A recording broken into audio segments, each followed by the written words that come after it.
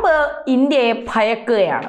ഇന്ത്യയെ ഭയന്ന് വിറയ്ക്കുകയാണ് ട്രംപ് എന്നതിൻ്റെ ഏറ്റവും വലിയ ഉത്തരമാണ് ഇപ്പോൾ പുറത്തു വരുന്നത്. അതായത് ഇന്ത്യക്ക് താരിഫ് കൂട്ടിയതിന് പിന്നിൽ ഇന്ത്യ റഷ്യയിൽ നിന്ന് എണ്ണ വാങ്ങുന്നത് മാത്രമല്ല, ഇന്ത്യ പാകിസ്ഥാൻ ചർച്ചയിൽ മധ്യസ്ഥത വഹിച്ചത് ട്രംപ് അല്ല എന്ന് പറഞ്ഞത് മാത്രമല്ല, അതിന് ഏറ്റവും വലിയ കാരണം ഇന്ത്യ അമേരിക്കയെ ആക്രമിക്കുമോ എന്നുള്ള ഭയം ട്രംപിനുള്ളത് കൊണ്ടാണ്. എന്താണ് അതിൻ്റെ വസ്തുത?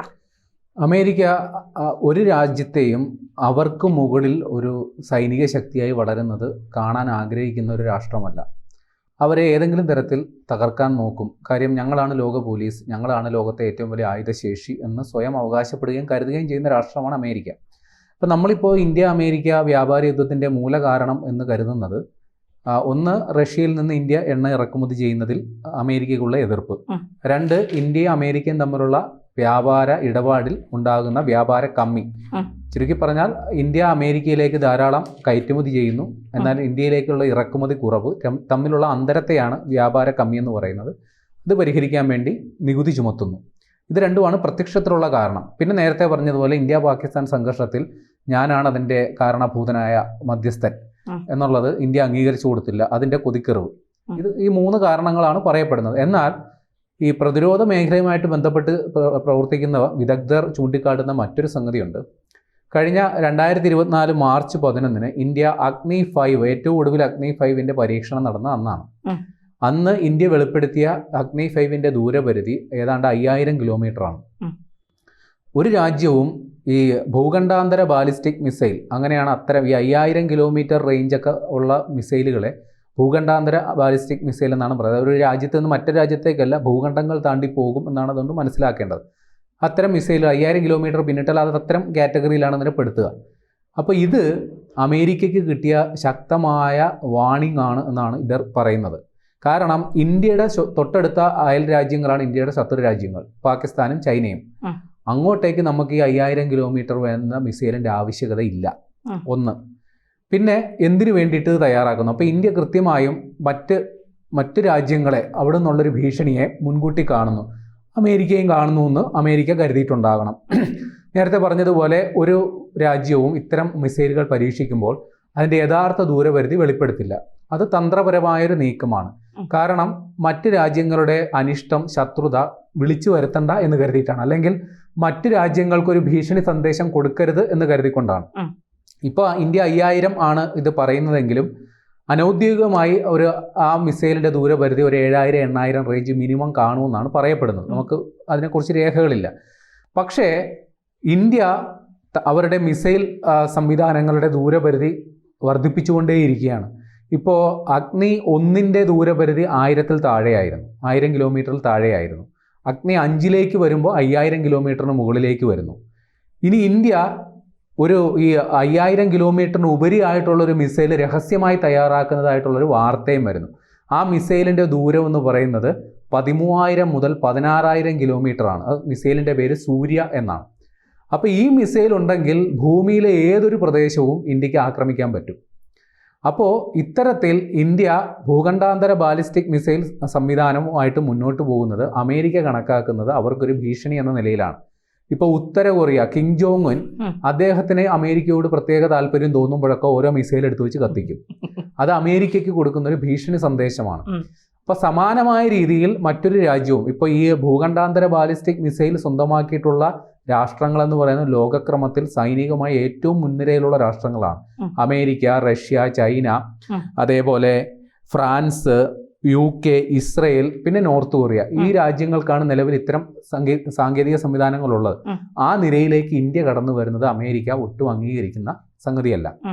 അത് മാത്രമല്ല, ഇന്ത്യ ISRO ചന്ദ്രനിൽ ദൗത്യം വിജയകരമായി പൂർത്തിയാക്കിയ ഒരു ബഹിരാകാശ ഏജൻസി ഇന്ത്യക്കുണ്ട്. ഈ റോക്കറ്റ് സാങ്കേതിക വിദ്യ സൈന്യത്തിന് കൊടുക്കുമ്പോഴാണ് അത് മിസൈലായിട്ട് മാറുന്നത്.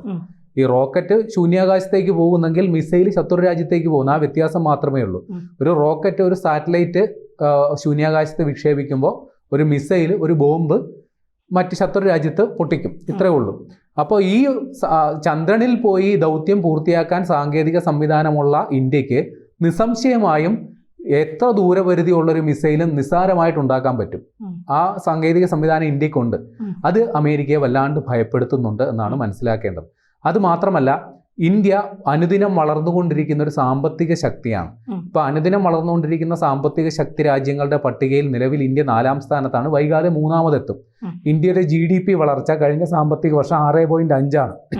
ഇത് അമേരിക്ക വല്ലാണ്ട് അസ്വസ്ഥമാക്കുന്നുണ്ട്.